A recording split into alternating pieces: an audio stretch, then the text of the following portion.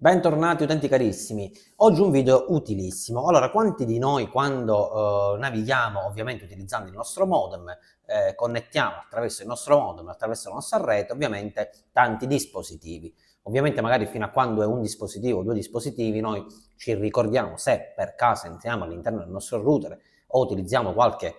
applicazione esterna, magari se sono due dispositivi, ricordiamo qual è il nostro dispositivo. Ma se dopo tanti anni e soprattutto quando magari qualche, che vi posso dire, parente, qualche tecnico che ovviamente nella sua rete magari utilizzerà dispositivi di clienti, quindi incominceranno a diventare veramente tanti, o se avete qualche dubbio, come si fa a capire se nella nostra rete i dispositivi che ovviamente il nostro modem farà risultare nella home page siano veramente di nostra conoscenza, quindi siamo sicuri che li abbiamo utilizzati in passato o li stiamo utilizzando, oppure se c'è proprio qualche, fra virgolette, intruso nella nostra linea. Oltre ad esserci un intruso, quindi se si collega qualcuno con qualche dispositivo, magari riuscendo a captare con programmi esterni la nostra password di rete, ovviamente questo vale sia per dispositivi ovviamente, quindi che possono essere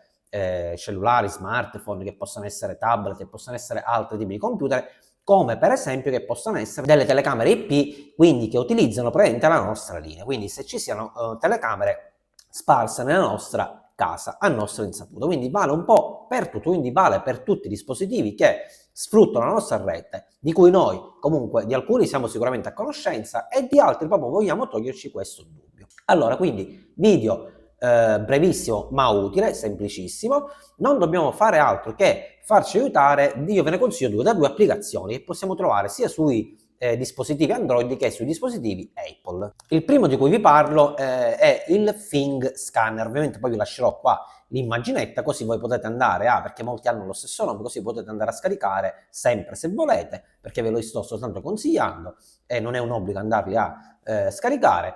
quindi sia sul Play Store ovviamente che sull'App Store, quindi per quanto riguarda iPhone potete andare a trovare queste due applicazioni. La prima quindi è Thing Scanner di rete e la seconda invece è IP Scanner, quindi vi lascio sempre qua, prendete l'iconcina per non cadere in errore. Queste due applicazioni è inutile che si ci perde tanto tempo perché sono veramente semplici ed intuitive anche a livello estetico, quindi non dovete fare altro che andare a dare il consenso ovviamente al programma per accedere alla vostra rete, perché da lì vedrà ovviamente tutti gli IP che stanno utilizzando la vostra rete. Quindi in questo caso vi uscirà accanto il nome appena fate questa scansione di tutta la vostra rete, vi uscirà il nome dei dispositivi, in alcuni magari metterà unknown, quindi là dovete capire voi quale sia il dispositivo che state utilizzando. Quindi in questo caso siete sicuri insomma che non ci sia un intruso nella vostra linea per quanto riguarda sia apparecchiature, quindi come cam, quindi pcam che sfruttano la vostra rete internet magari nascoste, o anche per esempio computer, tablet, smartphone, tutto quello che riguarda comunque dispositivi elettronici. Quindi in questo caso basta fare la scansione e vi usciranno tutti gli indirizzi IP, compreso, se siete per esempio nella vostra casa, il vostro router. Quindi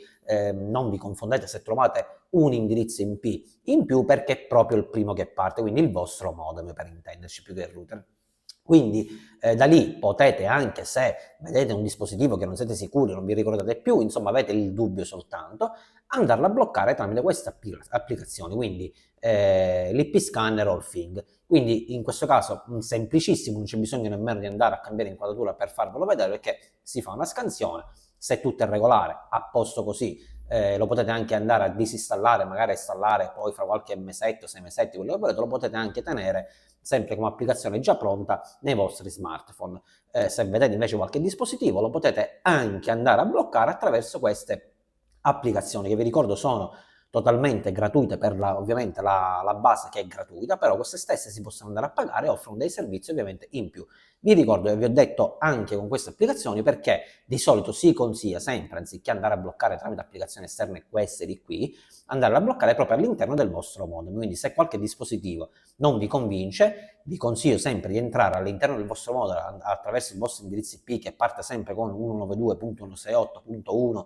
e poi può variare dall'1, 2, il 3, quello che sia, andare a mettere il nome utente e password. Ricordo che tutti i dati li troverete dietro al vostro router, andare a prendere nella schedetta wifi e andare a vedere proprio tutti i dispositivi a scomparsa che ci sono, tutti quelli che voi non conoscete o avete dei dubbi o che non siete soliti utilizzare, mi raccomando andate a fare il blocco, in modo che così quel dispositivo non potrà più accedere alla vostra rete. Se casomai non vi ricordate, non vi esce il 9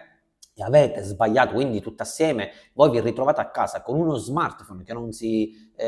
connette più al vostro ISP, quindi al vostro internet, sicuramente è perché avete sbagliato a bloccarlo, quindi direttamente potete sbloccarlo quando volete, ripetendo di nuovo l'azione, quindi sempre 192.168 eccetera eccetera, fare un utente password, accedere, andare sulla lista del wifi, dispositivi, andare sul dispositivo che avete bloccato, in quel caso sbloccarlo e vedete che voi, il vostro smartphone ritornerà a funzionare, o al tablet o computer o quello che sia. Quindi se diciamo cadete in errore potete subito andarla a sbloccare, non è un lavoro diciamo irreversibile, quindi dove non si può più tornare indietro, si può benissimamente tornare indietro. Spero di avervi fatto conoscere queste due app che funzionano davvero bene e che dirvi, potete sbizzarrirvi, scaricate questi programmi e andate a scansire tutta la vostra rete e vedete se effettivamente è sicura e nessuno ha fatto un ingresso insomma non gradito. Ciao a tutti!